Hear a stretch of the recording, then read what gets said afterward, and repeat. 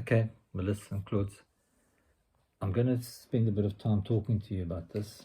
And as I said, try not to be too emotional, because both of you are very emotional when you respond to this.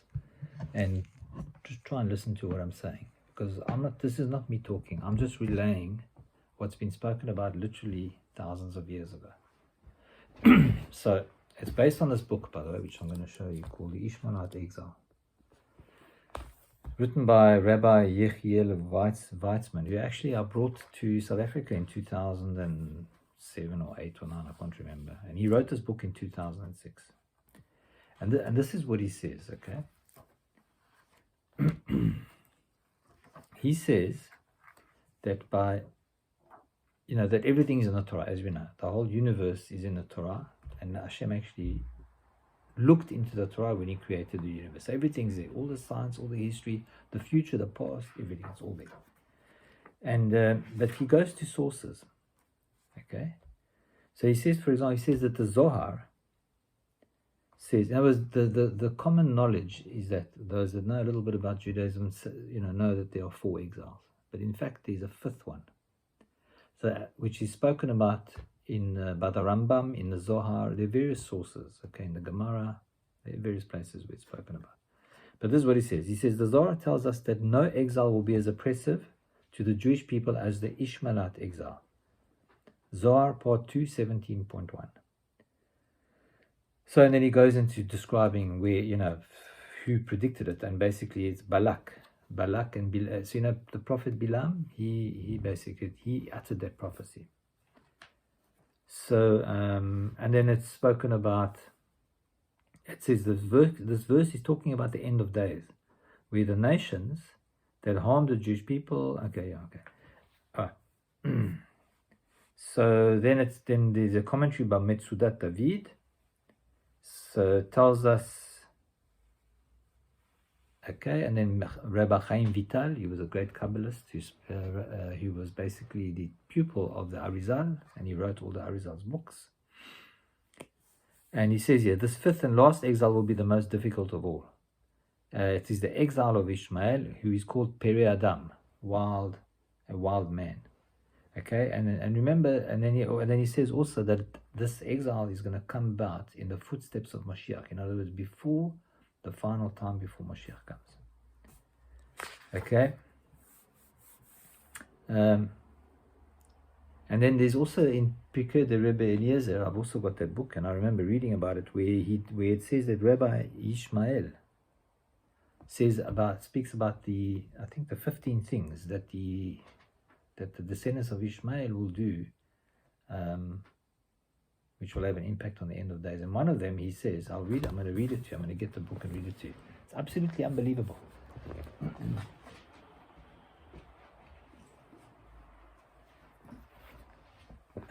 So here's the book. This is a very famous midrash written by Rabbi Eliezer ben Horkanos.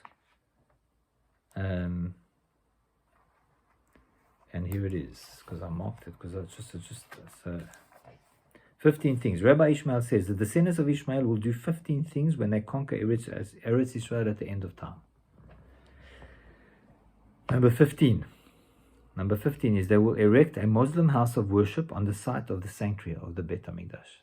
This is exactly what's happened. Now, remember, this book was written when he was alive, which was around about the year 100 CE.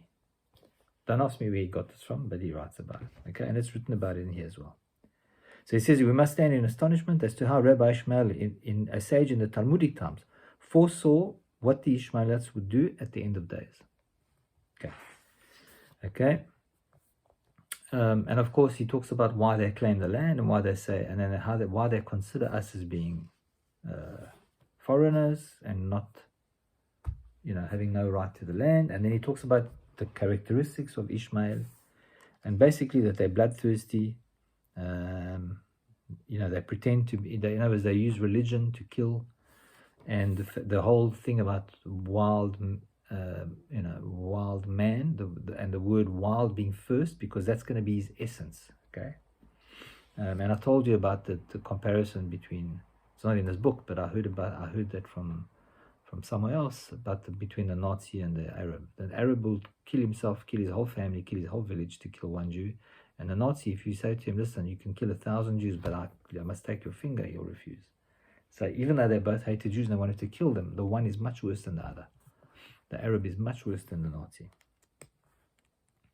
Okay, the Rambam speaks about them because remember that in his time the Rambam was oppressed by the Rambam, and he saved the Yemenites who were being oppressed by the Muslims, etc., etc. Okay, and then I mean I read the book a couple of times, but now I'm reading it more carefully because we're actually kind of living through it. Okay, so this is where it comes from. So then they refer to another source which is separate from this, and it's in this chapter which is headed the spiritual source of the conflict. So, and it's a Mishnah which is in Gemara Sotah, and basically Rabbi Yehuda Anasi says, in the period preceding the coming of Moshiach, insolence will increase, honor wane, prices will spiral upwards, which is inflation, which is exactly what's happening now. The vine will yield its fruit, yet wine will be expensive. So there'll be lots of supply of wine, but it'll be expensive, which means the same thing about goods. Like you can take energy, for example, lots of energy, but it's become expensive. Okay, and then this is the really important one. And the government will turn towards heresy. Rebuke will be non-existent, which is what I find. You can't rebuke people; they just rebel. Even my own family, they go nuts when I say something. Okay. And meeting places will become places of sexual immorality. Okay, self-explanatory. Okay, in Israel, all over the world, when people meet for parties or whatever it's going to be, that's what it's going to be. So it says here, there was a tradition handed down to Rabbi Yehuda Anasi that at the end of days, in the period preceding the coming of Mashiach, the Jewish people would experience degeneration and spiritual ruin in 15 different ways. This would happen because when the Jewish nation abandons the Torah, it becomes like any other nation. In our times, the above problems have proliferated as a natural outcome of the abandonment of the Torah. The most serious of those, he mentions, are the growth of insolence and the spread of licentiousness. Okay, and then he goes on to say that it's happening to a shocking degree in Israel.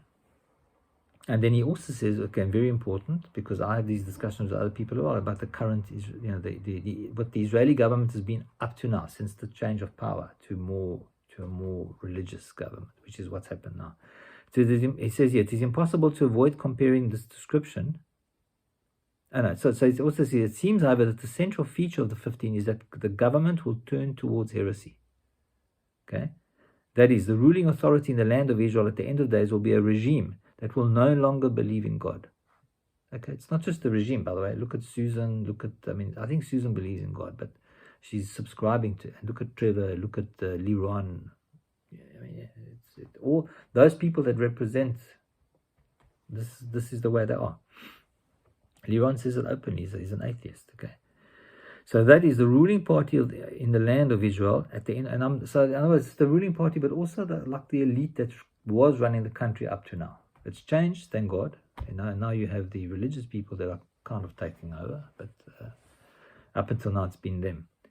So that is the ruling party in the land of Israel at the end of days will be a regime that will no longer believe in God, and as has been the practice of our ancestors. As a result, it will abandon religion and observance of the commandments.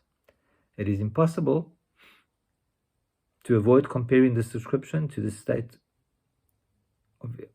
of Israel's current government. And then he goes on to explain why it's like that, because it was started by the Russian Zionists, and that they refused to acknowledge God. They wouldn't even put God. The rabbis asked to have the word God put into the Declaration of Independence. They refused. And then he also mentions here the Rambam. And the Rambam says, so this was when he wrote his letter, Igeret Teman, his letter to the people of Yemen. Now remember that this was in the 12th century, or the end of the 11th century, that he wrote this letter, because they were being oppressed by Ishmael. So he says here, it is well known to you, our brothers, that because of our abysmal sins, the Holy One, blessed be He, casts us among the nation of Ishmael, which treats us very badly. No nation that has stood against Israel has been more antagonistic. As we pursue peace with them, same story. Peace then, okay? As we pursue peace with them, they pursue hostility and war against us. It goes without saying that if we draw attention to ourselves and call ourselves a kingdom with meaningless and false words, which is basically a secular kingdom, we put our lives at risk. So this is why Israel has had to change. And thank God, it seems like it has changed in the right direction. I always wondered about that, what was going to happen to Israel if it remained secular. So, in other words, if we draw attention to ourselves and call ourselves a kingdom, it is essentially an allusion to the establishment of the Jewish state with meaningless and false words. This is a phrase synonymous with the statement of Rabbi Yehuda Anasi quoted above. The government will turn to heresy. Okay, so there we are. So, and by the way, when you ask people today how what happened a few days ago could have happened, a lot of them say, Israeli arrogance. The army became arrogant. And what I found in my discussions, I'm going to end quite soon because it's already 11 minutes, but what I found in my discussions, for example, with Daniel and Liron and Susan and Trevor especially, is that their God was the army. The IDF, no, we've protected. We've got the IDF, we're going to be fine. Well, turns out that it's not so correct. And ultimately, the right balance is to have the IDF, well, first to have God, and then to have the IDF. God will help the IDF. God will make miracles, as Hashem has always done it for us. So, that's what I wanted to say to you. This is nothing new. It's all here, and it's all been here, and that's why I know about it, and that's why I'm talking about it, because I learned it. As I said already, before 2010. I read about this and I learned about this. And I'm not trying to upset anybody, especially the two of you. And I know that you think that what I say is disgusting or not, but it's in the Torah. This is what the Torah is about. And there has to be a teshuvah movement. There has to be more teshuvah.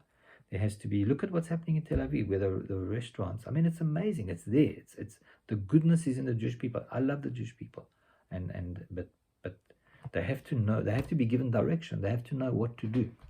And I have to say that people who learn Torah, people who know the Torah, with this kind of information, can give the direction, can help people move in the right direction. They're not evil. They're fantastic people, and I'm amazed by them. And now it's the best of them. The best in them is coming up. Look at what's happened.